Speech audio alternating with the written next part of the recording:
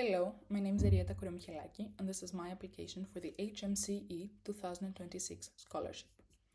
I have been thinking about what it means to inherit the world that we live in, and what scares me most is this.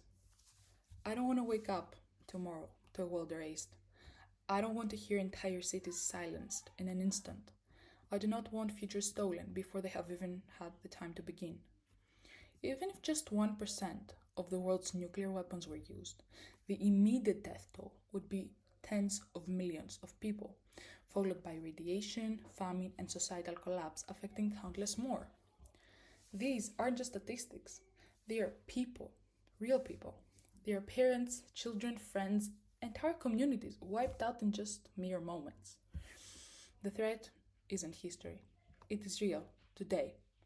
As of 2025, there is an estimated number of about 12,300 nuclear warheads worldwide, with roughly 9,600 of them in active military stockpiles, which are essentially ready for deployment. Some sit on missiles, others sit on aircraft, some are part of automated command systems, which are vulnerable to cyber attacks, human error, or even mechanical failure. One wrong move could erase millions of lives. One wrong move could destabilize nations. One wrong move could change history forever. This danger isn't just the weapons themselves, it is the system around them. There's outdated treaties, weakened arms control, growing mistrust among states, and decision-making structures which are designed for a different era. Modern technology has made the world faster, smaller, and more unpredictable. Missiles can strike continents in minutes. AI systems can make recommendations for essential destruction in seconds, and cyber threats could trigger irreversible actions. History shows us how close we have come. During the Cold War, a single false alarm nearly triggered a global disaster. Once in 1938, when a Soviet early warning system mistakenly detected a US missile attack. Today, those risks are multiplied by speed, by automation, and political tension. One miscommunication could have consequences far beyond anything we can imagine and everything we have ever seen before. One wrong move could erase millions of lives. So, what can we actually do? The answer isn't simple, but avoiding complexity is dangerous. Reducing the number of warheads matters, but it's definitely not enough. We need modernized treaties that address cyber and AI risks. We need transparent reporting and verification, which should be enforced, not optional. We need multinational crisis simulations to anticipate and prevent catastrophic escalation. We need communication channels that stay open, even during conflict, because, as we all see and as we all know, diplomacy fails when fear takes over, and fear takes over during war. I believe solutions also require us to think about unintended consequences.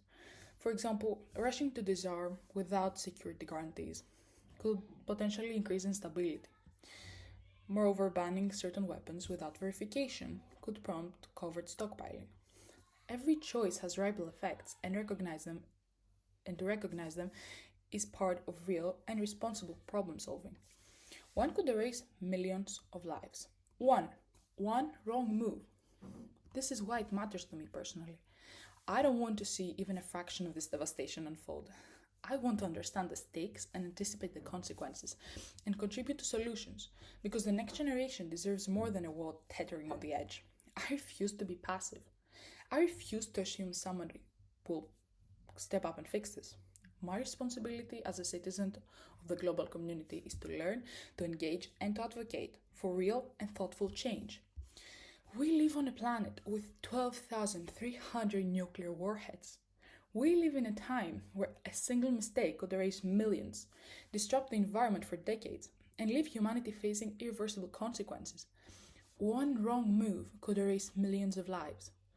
I choose not to accept that as inevitable. I choose to understand. I choose to question. I choose to act responsibly, deliberately, and courageously. I want to contribute to a world where foresight, dialogue, and innovation prevent disaster instead of being tools for destruction.